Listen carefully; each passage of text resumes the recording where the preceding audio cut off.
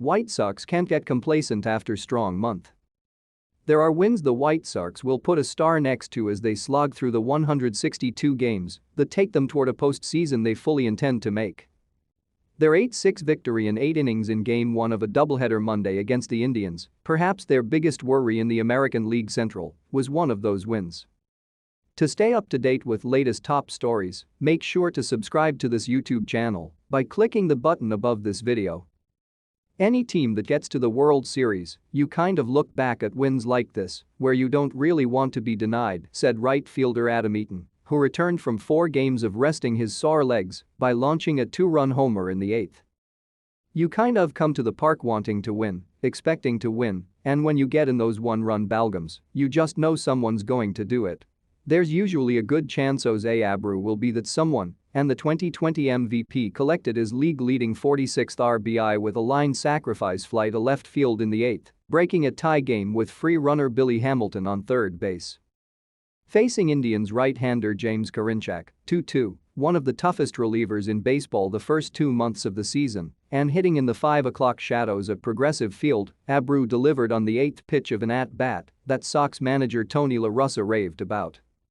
That at-bat by Abreu, it would be tied for first for one of the greatest I've seen against a pitcher of that caliber in that kind of situation, La Russa said. I'll never forget it. The fans will never forget it.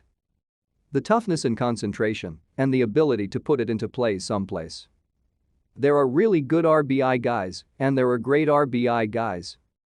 Abreu is great. Eaton followed with his homer, and Aaron Bummer pitched the 8th for his first save before the Indians beat prospect Jimmy Lambert 0-1 in a 3-1 victory in Game 2.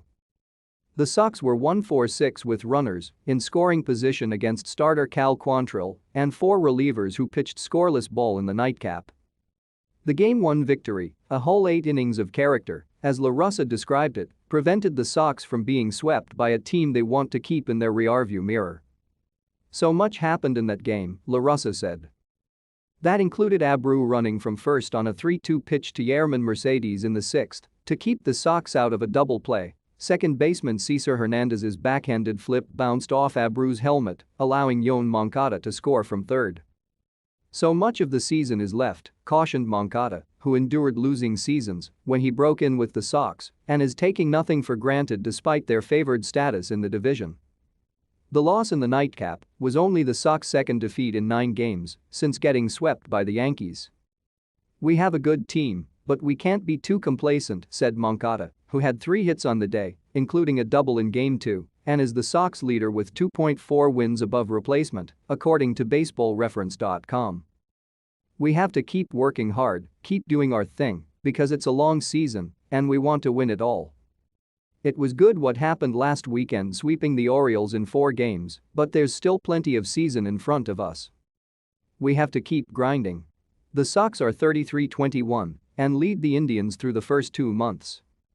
They were 14-11 in April and 19-10 in May. It's on to June, with 4 months of the regular season left. It's very early still, said Eaton, who played on a World Series winner with the Nationals. Anybody can do it for 2 months. You've got to do it for 6+.